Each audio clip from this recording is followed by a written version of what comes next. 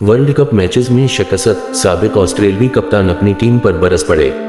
अक्टूबर 13, 2023 शाम के 4 बजने में 2 मिनट बाकी सिडनी INP साउथ अफ्रीका के हाथों ऑस्ट्रेलिया की बदतरीन शिकस्त पर साबिक ऑस्ट्रेलियाई कप्तान मार्क टेलर और माइकल क्लार्क अपनी ही टीम पर बरस पड़े।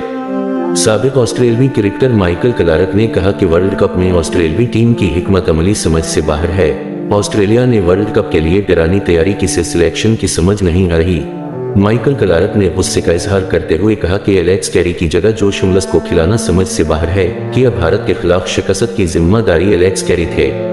मुझे तो नहीं इल्म के अब तक की मुस्बत चीजें किया है, आप एलेक्स कैरी को वर्ल्ड कप के लिए कैसे लेकर जा सकते हैं? अगर ले गए हैं तो फिर एक मैच के बाद गिरफ्तार कर दिया।